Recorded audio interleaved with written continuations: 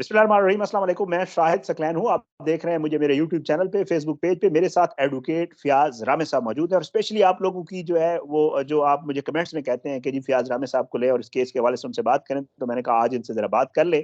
आज हम बात करेंगे ये जो डिफेंस फ़ेज़ 7 हादसे वाला जो मामला है, इसके हवाले से मुल्ज़िम जो है वो आपको पता है उसका 5 रोज़ का जिस्मानी रिमांड हो गया है। बाकी मुल्ज़िमान में से 1 गिरफ्तार है, 2 मुल्ज़िमान फ़रार हैं। वालिद जो है वो अभी अबूरी ज़मानत के ऊपर है और मामलात जो है वो किसी और तरफ इसलिए जाते हुए नज़र आ रहे हैं कि जो मुद्दई है, उसने कल मीडिया से बात करते हुए बार वो रो रहा था, तकरीबन रो रहा था अपने वकील के साथ और उसने कहा कि जी मुझे धमकियाँ भी दी जा रही हैं, मेरी जान को खतरा है, मुझे कहा जा रहा है कि आपका एक बेटा भी है और बेटियाँ भी हैं और मेरी फैमिली के लोगों के पास पहुँच के कहा जा रहा है कि जी इसे समझाएँ, ये तो केस तो लड़ लेगा लेकिन बाद में शायद ये बर्दाश्त ना कर पाए। बहुत ही खतरनाक सिचुएशन है, बहुत ही खौफनाक सूरत-ए-हाल है। इसी हवाले से केस के हवाले से ज़रा फ़ियाज़ नामे साहब से कोई 2-4 चीज़ें हैं, जो मैंने पूछनी है और फ़ियाज़ साहब ने भी कुछ अहम चीज़ें आपके साथ जो है शेयर करनी है। तो आज की वीडियो में आपने हमारे साथ रहना है। फ़ियाज़ साहब बहुत-बहुत शुक्रिया, आपने मेरे लिए वक़्त निकाला सर। बहुत शुक्रिया सर आपका। अच्छा फ़ियाज़ भी मुझे बताइएगा, 2-3 चीज़ें हैं ज़रा क्लियर करनी है आपके साथ। एक तो जो मुल्ज़िम के वकील हैं, वो बारहा अदालत में ये कह रहे हैं कि जी एक तो मैं इस रिमांड की मुखालफत करता हूँ, ये रिमांड नहीं मिलना चाहिए था। दूसरा वो ये कह रहे हैं कि जुवेनाइल है, छोटा है और साथ में वो ये भी कह रहे हैं कि जी ये जो अपना पुलिस है वो भी पुलिस के हवाले से तो ख़ैर मुद्दई के वकील ने कहा ताउन नहीं कर रही। मुझे थोड़ा-सा ये बताइएगा कि एक लड़का है जिसकी उम्र तकरीबन जो है वो कहा जा रहा है कमोबेश वो जो है 17 साल के आस-पास है। तो ज़रा ये मुझे कानून भी थोड़ा-सा समझाइएगा कोई ब्रीफली और साथ ये भी बताइएगा कि जी ये इसका बेफ़ाम या जो इसकी उम्र के मामला है, ये क्यों सामने अभी तक नहीं ले जाया जा रहा? मुझे पता चला है कि बेफ़ाम खुद नहीं दे रहे वो लोग। बहुत शुक्रिया आपका शाहिद भाई। इसमें सबसे पहली तो बात ये है कि जो आपने बात की कि उनके वकील फिजिकल रिमांड के ऊपर एतराज़ात उठा रहे हैं। देखिए रिमांड जो है ना ये पुलिस की स्वाबदीद होती है और हुँ, रिमांड का फिजिकल रिमांड का बेसिकली मकसद ये होता है कलेक्शन ऑफ एविडेंस। मुल्ज़िम का जिस्म जो है वो हवाले कर दी है अदालत पुलिस के ताकि वो उससे चीज़ों को इंटेरोगेट कर सकें, एविडेंस कलेक्ट कर सकें। और इसमें सुप्रीम कोर्ट का भी ये डिसीजन है बेशुमार कि रिमांड जो है वो अगर प्रोग्रेस शो कर रहा हो इन्वेस्टिगेशन ऑफिसर तो अदालत उसको नहीं रोक सकती। 14 डेज का रिमांड तो वो एक हक होता है, तो वो तो लीगल है, वो नहीं रोक सकती अगर प्रोग्रेस दे रहा है इन्वेस्टिगेशन ऑफिसर। और अगर इस चीज को कोई बार-बार मतलब इस पे कोई इसको रोकने की कोशिश कर रहा है तो ये डायरेक्टली इंटरफेरेंस इन इन्वेस्टिगेशन होगा, बल्कि पुलिस के ऊपर असरअंदाज होने की कोशिश होगी ताकि जल्द अज जल्द थोड़ा सा रिमांड लें और आधे अधूरे हकायक लिखकर असल एविडेंस सामने ना आए, असल हकायक सामने ना आए और मुल्ज़िम को सेव किया जा सके। एक तो ये बात होगी। जो दूसरी उम्र वाला मामला है, देखिए उसपे जुवेनाइल जस्टिस सिस्टम प्रोटेक्ट तो करता है कम उम्री पे, लेकिन ये कोई ऐसी बात भी नहीं है, ये अदालत की स्वाबदीद के ऊपर है, ये कोई हार्ड एंड फास्ट रूल भी नहीं है। आप अदालत इस नुक्ते को भी देख सकती है कि एक मुल्ज़िम जो इतना डेस्परेट है, जिसकी उम्र 17 साल है और वो 17 साल होने इतनी कम उम्री में 5-6 लोगों को, एक पूरे खानदान को इतनी बेरहमी से कत्ल करता है, तो वो 20-30 साल की उम्र में क्या बनेगा जाके?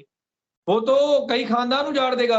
तो ऐसी हुँ। सूरत में ये लाज़मी नहीं है कि अगर किसी शख्स की एज कम है तो वो उसको उसके लिए सत्ते ही खा रहे हैं, ये नहीं है। ये जस्ट एक अपनी कोशिश कर रहे हैं, उसका बेफ़ाम ना देना। और जिस स्कूल में वो पढ़ता है, वहाँ पे मुझे बताएँ किस तरह से मुमकिन है कि उसका बेफ़ाम ना हो? स्कूल के पास तो हुँ, पूरा रिकॉर्ड होता है, वो सारी चीज़ें मिल सकती हैं। लेकिन अगर वालिदैन इस चीज़ को नहीं कर रहे, तो then under the supervision of judicial magistrate एक इसका मेडिकल बोर्ड कॉन्स्टिट्यूट होना चाहिए और इसकी सही एज का पता चल जाएगा क्या है।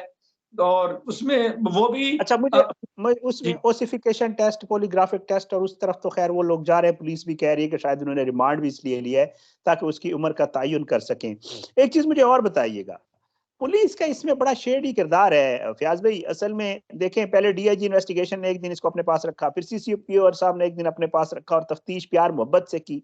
फिर वो 3-4 लड़के मिलने आए डीआईजी इन्वेस्टिगेशन से, उनको गिरफ्तार नहीं किया। अब वो उनको एक की गिरफ्तारी डाल नहीं रहे, 2 को मफरूर शो करा रहे हैं। ये क्या मामला है? और साथ में पुलिस, सीधी सी बात है, मुझे तो कल पता चला, आपको भी बता दूं, मैंने अपनी वीडियो में जिक्र किया, अभी तक पुलिस 302 स्टैब्लिश नहीं कर पाई, उनके पास कोई सबूत नहीं है 302 का।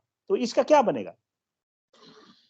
देखें, ये वो मुकदमात होते हैं जिसमें शायद वही पुलिस की चांदी होती है। इसमें पुलिस इस केस को बनाना चाहती है रोड एक्सीडेंट हादसा। इसको वो हाँ, लाना चाहते हैं 279 में, 320 में, 322 में, जिसमें कि यस, सिंपल साल पनिशमेंट है, आप दियत दे के फारिग हो जाते हैं। ठीक है। ओके, लेकिन क्रिमिनल लॉ के लिए ये ज़रूरी है एक्ट्रेसरिया और मेंटरिया का होना, बैड इंटेंशन का होना।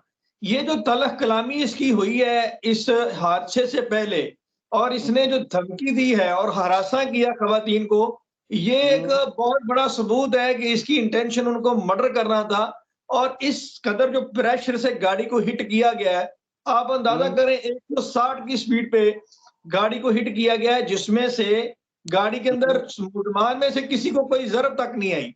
और हाँ, जो जो विक्टिम पार्टी है वो पूरा खानदान ही शहीद हो गया है। तो हाँ, ऐसे मुकदमे में प्रोसिक्यूशन को ये साबित करना पड़ेगा कि ये इंटेंशनली है, ये मर्डर है, ये रोड एक्सीडेंट नहीं है। लेकिन पुलिस चूंकि एक आप कह लें एक नुक्ते का बेनिफिट लेकर अपनी चांदी करना चाह रही है, और मुल्ज़मान आप जानते हैं कि डीएचए की स्ट्रांग पार्टी है, इनकी काफ़ी ज़मीनें वगैरह आई हैं डीएचए में। और अब ये हाँ, गवर्नमेंट हाँ, के बड़े बड़े जो बड़ा इदारा है गवर्नमेंट का जिसके साथ कोई बात नहीं कर पाता, वो उनके साथ मिलकर भी ये डीएचए में बड़ा डेवलपमेंट का काम उनके ठेके वगैरह ये लेते हैं। तो ये पार्टी जो है ये अपना असर और रसूख इस्तेमाल कर रही है, और ये पुलिस अगर ये हाई कोर्ट इसके ऊपर नोटिस ना लेती, या वज़ीर आला पंजाब इसके ऊपर नोटिस ना लेते, या मीडिया इसका नोटिस ना लेता, तो मैं आपको 100% बता देता हूँ कि इसकी एफआईआर भी बड़ी मुश्किल से दर्ज होनी थी। और ये 279 लगाकर 320 लगाकर अब तक ये सब ने जो है वो रिलीज कर दिया होना था, इन सबको इन्होंने बेल आउट कर देना था। लेकिन चूंकि मामला मीडिया पे आ गया तो अब इसमें थोड़ी पकड़ दकड़ हो रही है। इसमें शायद भाई डीएचए मुझे बताएं कौन सा डीएचए है जिसमें कैमरा नहीं है। ठीक है। हाँ, ये फुटेज वाली, यस, बिल्कुल, फुटेज नहीं सामने ला रहे, सेफ सिटी का कैमरा सामने नहीं ला रहे, ताकि असल हकायक उसको फाइल का हिस्सा बनाया जा सके। वो इंटेंशन वाला जो मैलिफाइड इंटेंशन वाला पोर्शन है, उसको फाइल का हिस्सा बनाया जा सके, बताया जा सके कि तलख कलामी कहाँ से शुरू हुई। और इससे पहले भी मेरे जो इंफॉर्मेशन में चीजें आई हैं, ये जिग-जैग करता रहा, कभी आगे जाता रहा, कभी पीछे जाता रहा, उनको टोंट करता रहा, और देन फाइनली जाके इसने उनको हिट किया है। तो वो सारी चीजें तो वीडियो में नजर आ जाएंगी, इसीलिए ये डीएचए की वीडियो उस पार्टी ने गायब करवाई। अभी तक सेफ सिटी वाले मामले की तरफ पुलिस नहीं जा रही, और इधर उधर चीजों की तरफ उलझाया हुआ है। उस वीडियो को फॉरेंसिक बनवाए, और फिर आई विटनेस मौजूद है, जो उनके वालिद हैं, वो पीछे वाली गाड़ी में आ रहे हैं विक्टिम पार्टी के। यस, यस, उनका उनका आई विटनेस है, उसके अलावा एनी शाहिदीन है। तो ये केस तो सीधा सीधा 302 वाला और 780 वाला है। इसमें पुलिस फेवर देना चाह रही है मुल्ज़मान पार्टी को, और आप जानते हैं कि पार्टी तगड़ी है मुल्ज़म पार्टी। वो तो इतनी तगड़ी पार्टी है कि उन्होंने मौके से अपने बंदे फरार करवा लिए। अगर यस, पब्लिक ना पकड़ती तो ये मुल्ज़म अफनान भी भाग जाता। इसके प्राइवेट गुंडे आ गए थे वहां पे। जी। हुँ। अच्छा, नहीं, मुझे बस आखिर में ये बता दीजिएगा फ़याज़ भाई कि देखें 302 भी लग गया अब तो एफआईआर में, 780 की आपने खुद ज़िक्र कर दिया, इंसदाद दहशतगर्दी की अदालत में समाअतें भी हो रही हैं और सारा मामला चल रहा है। क्या अंजाम क्या देखते हैं इस केस का? अगर प्रोसिक्यूशन और पुलिस बेहतरीन केस तैयार कर दे तो क्या है? क्या सज़ा क्या हो सकती है? अगर प्रोसिक्यूशन इसका केस बिल्कुल सही तैयार कर दे तो सर इसको इम्प्रिजनमेंट फॉर डेथ होगी, पक्की होगी। बहुत सारे मुकदमात अच्छा, ऐसे हैं। हमने रिसेंटली एक मुकदमा कंटेस्ट किया था, 11 साल का बच्चा था। उसने ईंट के अच्छा, साथ भी कर दिया, आंख निकाल दी एक शख्स की। वो 324 में उसको 10 ईयर पनिशमेंट हुई है। वो उसको जुवेनाइल का कोई रिलीफ नहीं मिला। ठीक है। और उसमें अच्छा। उसमें अदालत ने यही कहा है कि ये 11 साल का बच्चा अगर मर्डर करेगा तो ये 18-20 साल का, अगर इसको छोड़ दिया जाए तो ये तो एक बहुत बड़ा दहशतगर्द बन जाएगा।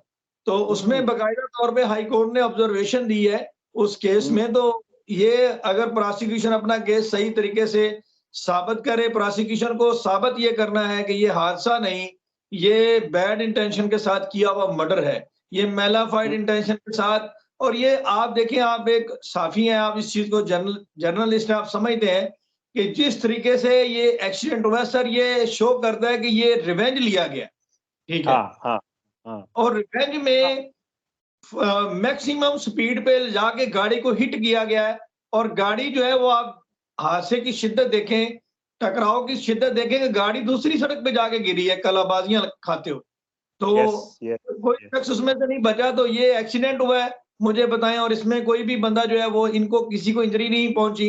एक्सीडेंट होता है 100-110 की स्पीड पे हो जाता है, ये 160 की स्पीड पे वहां पे क्या कर रहा था? ये हुँ, साफ जाहिर आता है कि इससे पहले तलकनामी हुई है। इसने ताकत और आप कह लें कि ताकत के नशे में आकर ये मर्डर किया है। प्रोसिक्यूशन को ये साबित करना है कि ये मर्डर है, और बैड इंटेंशन के साथ, ये एक्सीडेंट नहीं है, ये मर्डर है। तो प्रोसिक्यूशन इसको साबित करने के लिए, जो आपने बताया, पॉलीग्राफ और ओसिफिकेशन टेस्ट तो करवा रही है। लड़का विक्टिम फैमिली के वालिद का स्टेटमेंट है। उसके अलावा सेफ सिटी के कैमरा वगैरह हैं, जो पूरा उसको किया जा सकता है, और उसका फोरेंसिक करवाया जा सकता है। और जो कैमरे की वीडियो निकलवा के देता है, जो फुटेज देता है, उसका बयान रिकॉर्ड होता है कि ये हुँ। फुटेज बिल्कुल जेन्युइन है और दुरुस्त है। तो ये सारी चीजें अगर पेश कर दी जाएं, और एक ऐनी शाहिदीन पेश कर दिया जाए, जो वहां पे बहुत सारे लोगों ने ये वकूआ देखा है, तो ये मुकदमे में जान डल सकती है और मामला जजा सजा की तरफ जा सकता है। ठीक है, बहुत-बहुत शुक्रिया फ़याज़ भाई, आपने मेरे वक़्त निकाला। इजाज़त दीजिए, इंशाअल्लाह अगली वीडियो में मुलाकात होगी इस केस के ऊपर, एक दूसरे केसेस खास के बात ऊपर। करूंगा, माजरत जी, मैंने आपको जी, इंटरप्ट किया। जी, जी, प्लीज़। आपने यूके का केस देखा होगा, जिसने एक 24 साल के लड़के को 24-25 साल सजा दी थी अदालत ने। जी, जी, जी, 18 इसी तरह रोड एक्सीडेंट में उसने भी इसी तरह से मर्डर किया था। तो ठीक है, जो महज़ब माशरे होते हैं, उसमें बहुत सारी प्रेसिडेंट मौजूद हैं। तो प्रोसिक्यूशन अगर मेहनत करे तो सजा मुमकिन होगी इंशाल्लाह। ठीक है। बहुत शुक्रिया फ़याज़ भाई, इजाज़त दें, इंशाअल्लाह अगली वीडियो में मुलाकात होगी। पाकिस्तान ज़िंदाबाद, अल्लाह हाफ़िज़।